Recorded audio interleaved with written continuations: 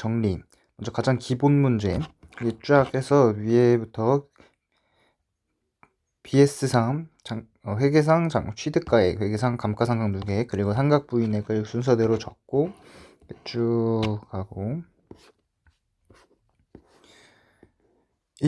일시적으로 사업연도가 1년 미만인 경우, 즉 기중에 취득한 경우는 삼각범위액의 12분의 n을 곱하면 된다. 내용연수가 변하는 거 아니고, 이거 중요한 게 1개월 미만의 일수는 1개월로 하여, 그러니까 월할계산시 기초로 간주를 해서 10월 31일이다 라고 해도 10월 1일로 본다는 것을 주의.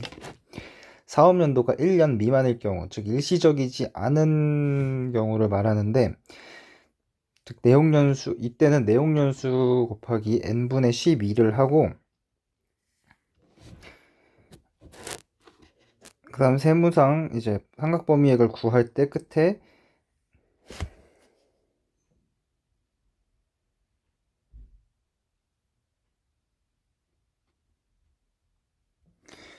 이 숫자를 조정해 줘야 돼. 6분의 n으로 조정을 해줘야 된다. 즉 숫자를 조정해줘야 되는데, 예를 들어 기준 내용 연수가 5년이고 사업연도가 1월 1일부터 6월 30일까지라고 하면은 이제 감가상각을 할 때 쭉 기간 연도를 하고 1월 1일부터 6월 30일까지로 하고, 이때 내용 연수 감가상각 방법은 정액법으로, 그리고 내용 연수는 신고 내용 연수는 15년 곱하기 6분의 12 해가지고 10년으로, 그리고 세무상 삼각 범위액은 100에 취득가액 100에다가 곱하기 0.1 곱하기 6분의 6임을 주의. 이렇게 기준 내용 연수를 내용 연수를 증가시켜주고 끝에 이제 삼각 범위의 월할 계산할 때 6임을 주의. 정률법 잔존가액 21기에 기초에 302, 취득가액 302, 감가상각 누계 280, 그리고 상각부인액 5.6이 있다. 이때 쭉쭉 해가지고 기말에 이제 감가상각이 완료돼가지고 302에 감루 302. 이때 삼각범위액이 처음에는 이제 19.32가 돼가지고 전체 이제 송금불산입 2.68에 마지막 삼각부인액이 8.28. 그러니까 미상각잔액은 이 자산의 미상각잔액은 8.28만 남게 된다. 하지만 이게 최초 취득가액 302에 5%인 15.1보다 낮기 때문에 이거를 전체 이 남은 미상각잔액 8.28도 감가상각 삼각 범위액에 포함을 시켜가지고 결국에 삼각 범위액이 2.76이 된다. 따라서 기존에 있던 삼각 부인액 5.6을 추인을 해줘야 되는데, 잔존가액이 삼각범위액에 포함되는 것은 이게 정률법일 때만 해당을 하는 사항이다.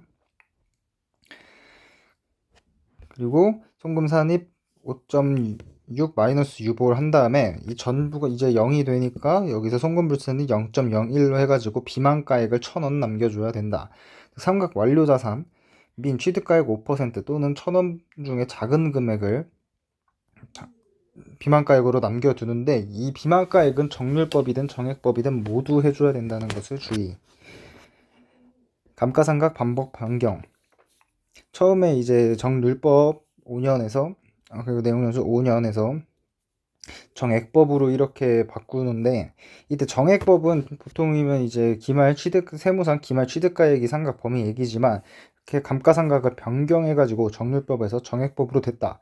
이런 경우에는 이 삼각 대상하는 이 감가상각 범위는 세무상 미상각 잔액을 상각 대상으로 잡는다. 즉 이제 BS 100, 취득가액 100 마이너스 감루 4.51. 이때 이 기초기 때문에 이때 회사가 소급법으로 처리를 하더라도 감루가 기말 금액이 변하는, 중간에서 기말 금액이 변하는 것이 기초는 픽스된다는 것을 주의. 그리고 삼각부인액 0 해가지고 5.49가 감가상각 대상이다. 그리고 내용연수는 이제 변경을 했다고 해서 잔존 내용연수 이렇게 바뀌는 게 아니라 당초에 신고한 내용연수가 그대로 가가지고 잔존 내용연수가 3년이라고 했다 막 이렇게 나오더라고 해도 기초의 정률법 5년이었으니까 정액법 5년으로 상각을 해준다. 감가상각 자산을 양도하는 경우 자산 중 30%를 처분을 한다. 이때 이제 취득가액이 50, 감가상각 누계액 마이너스 20, 그리고 상각 부인액 4 이렇게 있으면은 처음에 30%를 처분을 했다라고 하면은 이 상각 부인의 유보의 0.3인 1.2를 송금산입 1.2 마이너스 유보로 먼저 추인을 해준다. 그리고 남은 부분의 감가상각비만 이제 회사계산 감가상각비이고 T 상각범위액도 이 남은 부분 즉 70%의 부분에서만 이제 계산을 해줘야 된다는 것을 주의해야 된다. 그리고 또 여기서 주의해야 될 것은 자본적 지출액이 발생을 하면은 이 자본적 지출액이 처분 전인지 처분 후인지 반드시 체크를 잘 해주고 넘어가야 된다. 감가상각 위제, 이 법인세를 감면받은 법인의 감가상각 위제, 즉 이 대상은 창업 중소기업, 수도권 과밀 억제 지역 막 이전 기업, 농업회사 법인 등 뭐뭐뭐 기업에 관한 법인세 면제를 받은 애들이 감가상각 위제에 적용이 된다. 따라서 적용 배제되는 거, 특허권 등 이전 소득, 대여 소득, 배당 소득 등 몇몇 소득에 대한 법인세 면제를 받는다. 이런 애들은 감가상각 위제를 해주는 게 아니다. 실제로 법인세를 면제 또는 면제받지 못했다라고 대상 법인이긴 하지만 실제로 법인세를 면제받지 못했다라고 하면은 적용하지 않는다. 두 개의 사업장을 가지고 있는 법인이면은 일부 사업장에 대해서만 법인세 면제 감면 법인을 포함하는 것으로 한다. 즉 면제 감면법은 감면받은 사업에 제공하는 자산에 한하여 감가상각 위제 규정을 적용을 한다. 예를 들어 19기에 취득을 해가지고 100, 00 해가지고 정률법 10년으로 상각을 한다. 최초의 감가상각비 10 그리고 상각범위 25.9 해서 송금불산입 4.1 유보. 따라서 20기 초에는 100 마이너스 3 감가상각 감노 마이너스 30 상각부인액 4.1. 이때 회사는 감면을 받기 때문에 법인세 감면 받는 이 사업연도기 때문에 감가상각을 계상하지 않았다. 하지만 이제 여기서 자본적 지출액인 700만 원만큼을 그냥 비용으로 처리를 했다라고 하면은 이거 7을 처음에 이제 즉시상각 위제에 해당해가지고 7을 즉시상각 위제에 넣어주고 감가상각비는 0 플러스 7 해서 총 7. 그리고 상각 범위액은 8.1 곱하기 0.259 해가지고 21.0049가 나와서 마이너스 14.0049 즉 시인부족액이 나왔는데 이때 이 해당 20기가 감가상각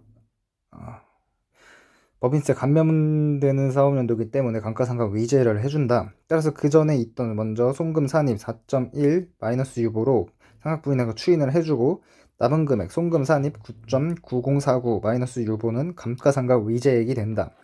따라서 이제 20기 말 21기 초에는 100 취득가액 100 감가상각 누계액 마이너스 30 그리고 유보가 마이너스 9.9049가 나온다는 것을 주의. 감가상각비 감가상각비가 기말재고에 배분이 되는 경우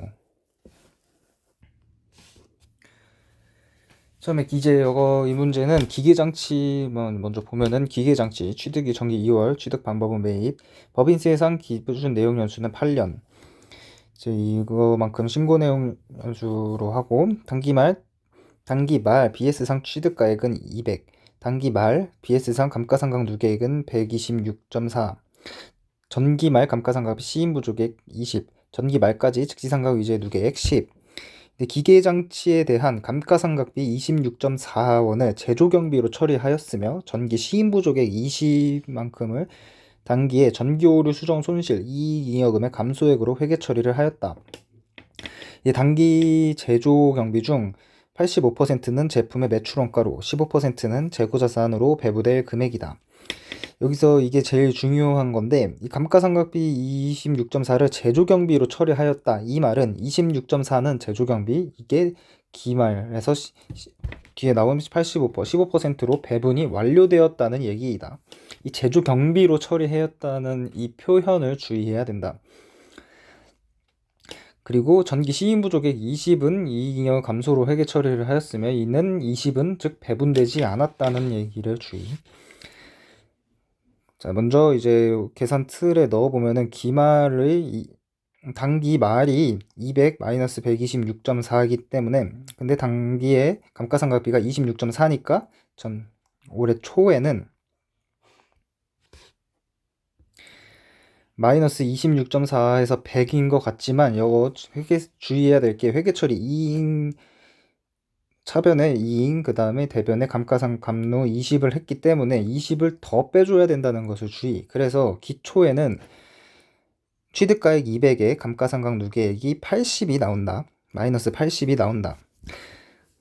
그리고 그리고 이때 이익의 감소 회계 처리는 세무상으로 보면은 이는 감가상각비로 봐야 되기 때문에 감가상각비 20에 감로 20, 그래서 세무조정 송금 산입 20 마이너스 기타가 끊긴다. 그리고 여기서 중요한 사항, 20 아까 말했던 이 20은 배분되지 않았기 때문에 이걸 뒤에서 다시 감가상각비 20을 빼고 매출원가 17, 재고자산 3 이런 식으로 추가를 시켜야 하기 때문에 입금 산입 3, 유보가 새로 끊긴다. 여기서 회사 계상에 이제 추가해야 될 감가상각비는 26.4에다가 플러스 최초에 이제 감가상각을 계상한 금액이기 때문에 아까 송금 산입 20 했던 이 이잉을로 감가상각비를 했던 이 20이 추가되어서 20이 추가된다.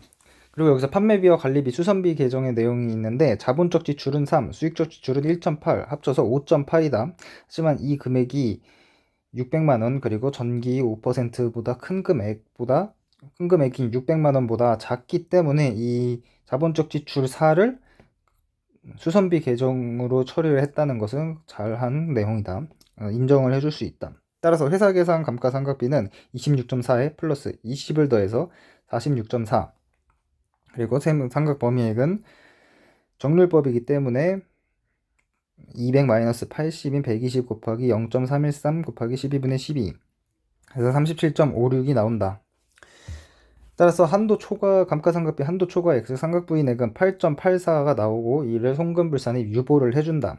여기서 중요한 내용이 이 8.84가 다시 또 송금불산입이 85% 매출원가, 15%는 기말재고자산이라서 이거를 분배를 또 해줘야 되는데, 이 분배하는 처리는 앞에서 접대비 한도 초과가 나왔을 때 이게 접대비 비용이냐, 그리고 건설 중인 자산, 그리고 마지막 기말 건물, 이렇게 1, 2, 3순위로 순서대로 이제 배분을 해주는 논리가 똑같이 적용이 된다. 그래서 통금불산의 8.84가 비용화된 금액은 26.4에 85%인 22.4가 1순위, 그 다음에 재고자산 2순위 3.95%인 3.96. 따라서 이 한도 초과 22.4 중에서 8.84는 모두 비용화된 금액에서 한도 초과를 했기 때문에 그대로 추가 세무조정은 없다는 것을 주의해야 된다. 지금 이 비용화된 금액, 그 다음에 그 다음이 자산된 금액, 이 순서대로 이제 세무조정을 하는 것은 한도 초과가 접대비뿐만 아니라 모든 이제 비용에 대한 한도 초과 논리가 나온다면은 이거 모두가 적용된다는 것을 모두가 적용되는 논리임을 알아둬야 된다.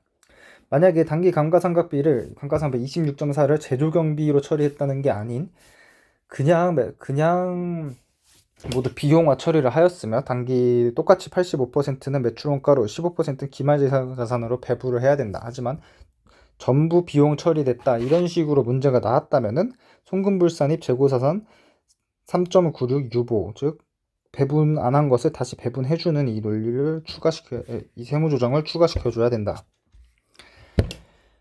리스 자산, 리스 이용자.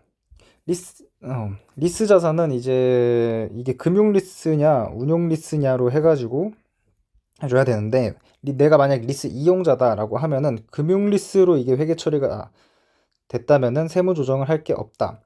하지만 운용 리스로 이게 회계 처리가 됐다면은 리스료만 비용 처리를 해줘야 된다.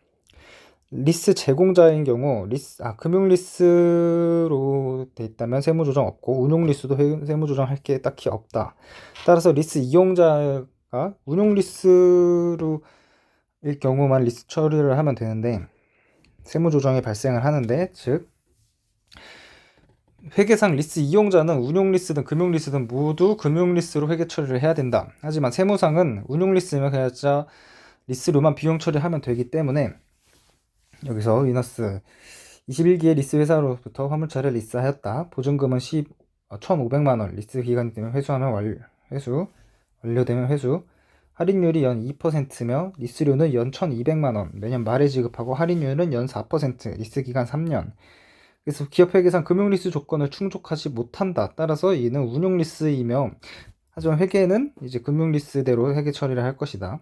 처음에 사용권 자산 3,400만 원, 3,416만 6,257, 그리고 리스 보증금 14, 134, 835, 리스 부채 33, 301, 3092, 현금 1,500만 원.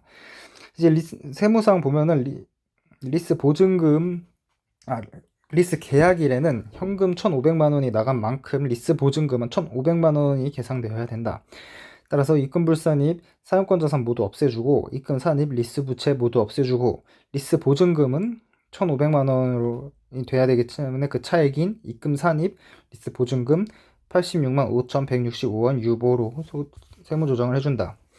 리스료를 지급하는 경우 세무상에 현금 1,200만 원을 지급했다면 리스료 1,200만 원 이렇게 계산을 해야 되기 때문에, 여기서 리스 부채, 회사 계산 리스 부채를 없애줘서 송금 산입 10.667956 마이너스 유보로 처분해준다.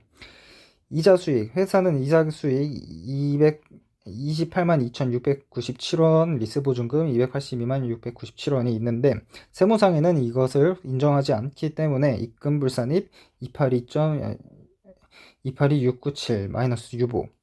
감가상각, 회사는 감가상각비, 사용권 자산에 대한 감가상각비 1,103.88 752원을 계상을 했지만 세무상은 이 감가상각비도 인정을 해줄 수 없기 때문에 이거 송금불산입 1.388752 유보로 소득 처분을 해준다. 다음 지급이자 송금불산입 1, 2, 3, 4순위로 나눠가지고 1순위는 채권자 불분명 사채이자, 2순위는 비실명 채권증권의 이자, 3순위는 건설자금이자, 4순위는 업무무관 자산 등에 대한 지급이자.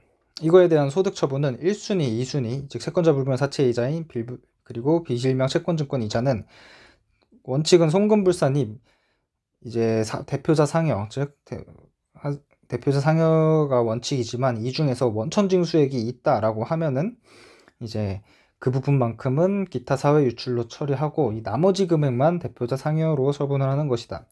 건설자금 이자는 송금불산입 유보 또는 송금산입 마이너스 유보, 업무무관 자산에 대한 이자는 송금불산입 기타 사회 유출.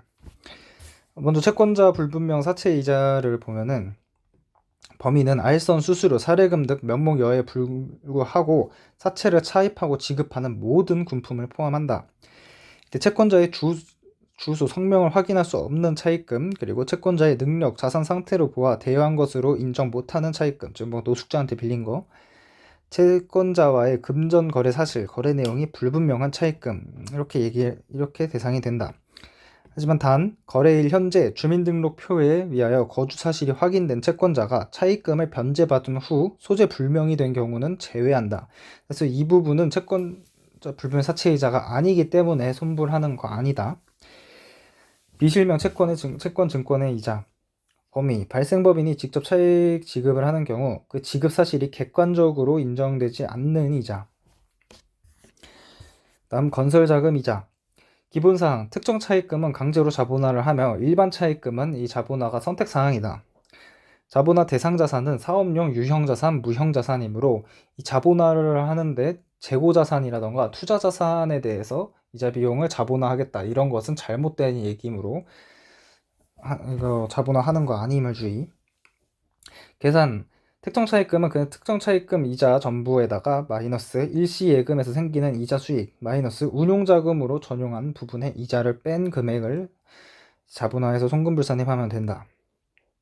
이때 건설 기간을 쫙 주의해야 되는데 1년부터 12월 31일까지 있어서 1월 1일부터 12월 31일까지 중에 그 중간 기간에 잠깐 건설 기간이 있다라고 하면은 그 건설 기간 부분에 대한 이자만 자본화하는 것이며 그 건설 기간 전후에 해당 귀속하는 그 부분의 이자는 그냥 송금으로 바로 다 인정이 돼야 된다.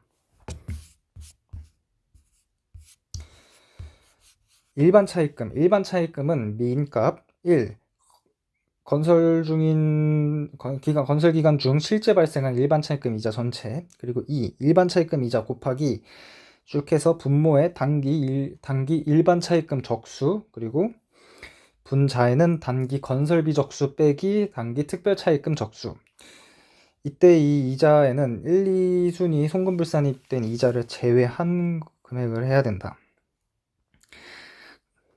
세무조정. 만약에 이게 과대계상됐다라고 하면은 자본화 비용 중 부인되어야 될 것이 존재한다는 것이고, 과소계상이 됐다라고 하면은 자본화를 해야 되는데 단기 송금으로 처리했다는 것을 주의해야 된다.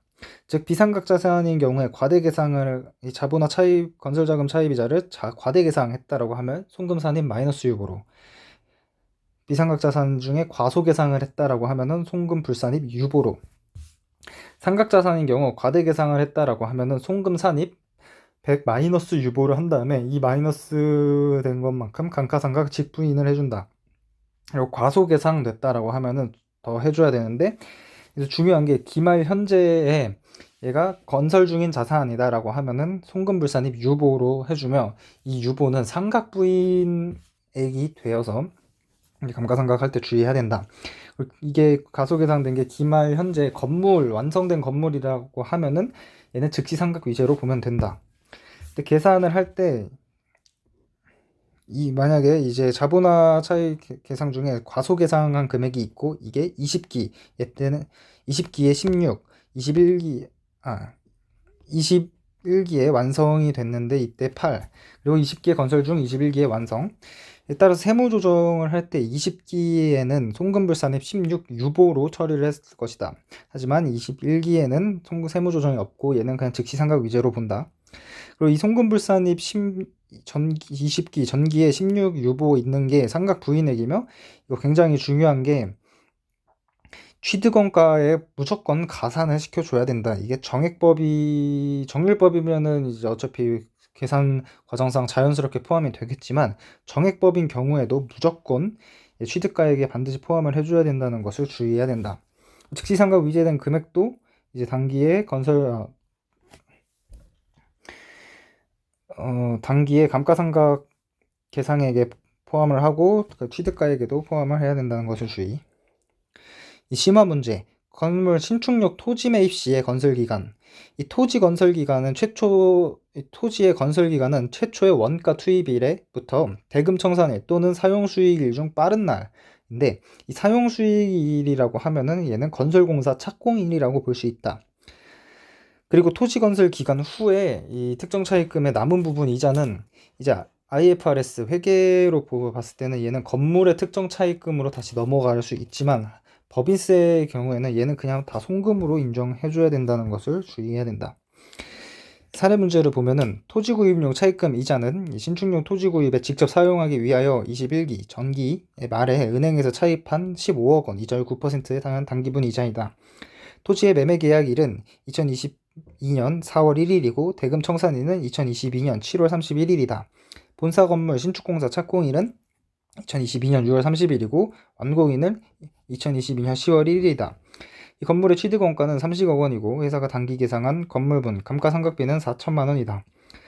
건물의 기준 내용연수는 40년, 상각률 0.025, 내용연수 범위는 30년부터 50년이다. 회사는 일반 차입금 이자는 자본화하지 않기로 했다. 따라서 단기 비용 처리된 이자는 1억 3,500만 원이다. 처음 이제 토지에 대한 건설자금 이자를 보면은 이자 비용 단기 이자 135 곱하기 12분의 이 건설 기간은 토지의 경우 매매기 처음 이제 최초 원가 투입일인 매매 계약일 4월 1일부터 이제 뒤에 대금 청산일 7월 31일, 그리고 원래는 사용 수익일이지만 사용 수익일에는 신축공사 착공일이 얘가 포함이 되기 때문에, 즉 대금 청산일 7월 31일과 6월 30일 중 빠른 날인 6월 30일까지가 건설 기간이다. 따라서 이 135 곱하기 12분의 3 해서 33.75를 송금불산입 유보 토지로 처분을 해준다. 그리고 이 전체 1년 기간의 135 단기 이자 중에서 4월 1일부터 6월 31일까지 3,333.75는 토지 자본화로, 6월 30부터 10월 1일에 해당하는 이 부분의 이자는 3,375, 이는 회사는 이 부분을 건물의 특정자익금으로 해서 건물 자본화를 했겠지만, 이제 세무상은 이게 아니라 송금으로 회계 처리를 돼야 된다. 세무 조정이 돼야 된다. 그래서 여기는 뭐 이게 회계 처리, 건물의 비용 자본화했다는 말이 없으므로 송금으로 그대로 인정됐으니까 세무 조정을 할 게 없다. 따라서 이제 뒤에 건물 취득 원가는 3천인데 여기에다가 플러스를 할 금액이 없이 그대로 얘는 감가상각 과정을 거치면 된다.